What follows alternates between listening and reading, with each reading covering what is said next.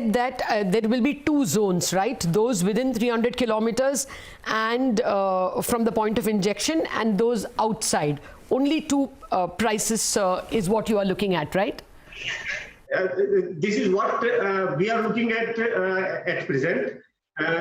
This is what the stakeholders' comments also would be there, and we would take care of their comments to the extent we feel that these are reasonable. Okay. What is your, ballpark price that you are expecting for those who are outside the 300 kilometer range, or even for both for that matter? What would be the ballpark number? Will it make for viability even for power plants? What will be the cost for them? We are not giving any number at the moment. But we are sure that the numbers which we would come out with by end of August, because we want to implement it from 1st of September, those numbers would be such that everybody would be happy, the pipeline companies, the consumers, and ultimately what would happen is that the gas volumes will increase. And once the gas volumes increases, then everybody in the market, be it the pipeline companies, the gas companies, everybody would be smiling. Okay. What is your sense about volume ramp up? Is it happening at the moment? Is policy impeding it in any way? Repeat your question, please. Volume of gas, is that, how do you project it going forward, given the new pricing rules? The gas consumption in the country is going to increase in 2 digits percentage growth year on year. And this is because so many steps have been taken by the government in terms of its policy reforms. And we expect a very bright future for the gas sector. So when you say bright future, any kind of further policy announcements that you're expecting from the government's end, and if yes, what would they be? Many of the things have already been announced by us. Some of the things are on the way. And we also expect that some pricing reforms could be there, though this decision has to be taken by the government because the gas prices are very, very low today, and which justifies some pricing reforms also. This is exactly what the oil minister told us, that even the APM formula is going to be looked at. Can you update us? When should we expect it? No, I'm not privy to that information. But the market expects that the gas prices may be deregulated, and if that happens, that will be a big boost to the gas market. Okay.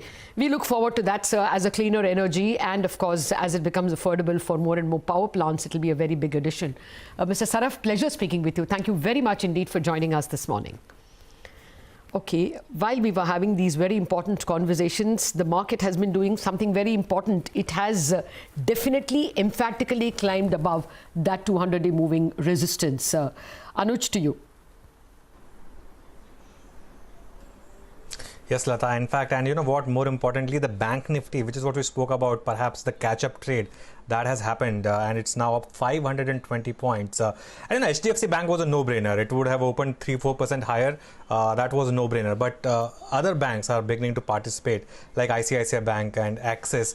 I think that is important. Kotak is the only one which is not participating. That perhaps is a bit of a nitpicking. But anyway, let's move on and invite our guests to get some sense of, what they make of trade so far and what's the view here. Mitesh and Prakash with us. Mitesh, your thoughts on the first 45 minutes of trade and what would be your stock calls now? Yeah, Anuj, much stronger and actually very strong, than what I thought when the SGX was being flashed in the morning. We were looking at 11,040.50 as the target area, and we are very close to that. So we've taken some profits off and also trailed the stop loss to yesterday's high, which is about 10,935, 930 zones. I think as long as that is not being broken, let's see if we can get past and get comfortably above the gap area of 11,050 to about 11,200 levels. So I think this will be a supply zone, but as of now the structure is good, so I think it still pays to be trading more on the long side. I have in fact 2 buy calls. UPL is a buy. Keep a stop below levels of about 439, look for targets of 460, and Voltas is a buy with a stop at 580 for targets of 610. Okay, by the way, a couple of other stocks are breaking out. One stock which has quietly moved up a lot and is showing a lot of positive traction is InfoEdge. Just pull out that stock, Naukri basically, the exchange code. That stock right now is making big moves and at the high point of the day. Prakash, good morning to you. What would be your trade now? Good morning, Anuj. If you remember on Friday, we spoke about saying that the target of 10,989 is still valid. That's got achieved. Now the next technical target is around 11,185. I think it's going there. We have stretched up too much. 11,000 being a psychological resistance, a round figure, a strong round figure. So possibly the first trade in the back is already done. But the next trade, I think, is still up. But when do you buy? Would you wait for some time? I would wait for some time, maybe a few hours. Perhaps we could get a second trade on the long side in the later part of the trading session. However, I have 2 stocks here, and both on the long side. I'll go with banks again. I think I like ICICI. It's moved up quite a lot. I think it's heading up to levels closer to 375 zones. Stop below 350 should be fine. And I also like State Bank. Looks like a good base formation here. Possible target on the upside is 197, and beyond that 200 is possible. Stop below 189 should be fine. Time Nifty is up as well. All right, gentlemen, thanks a lot for taking us through the market trades. IndusInd Bank, ICICI Bank beginning to participate. Of course, HDFC Bank still remains the leader. We will do one thing. We will take a break on that note and come back with more on the other side.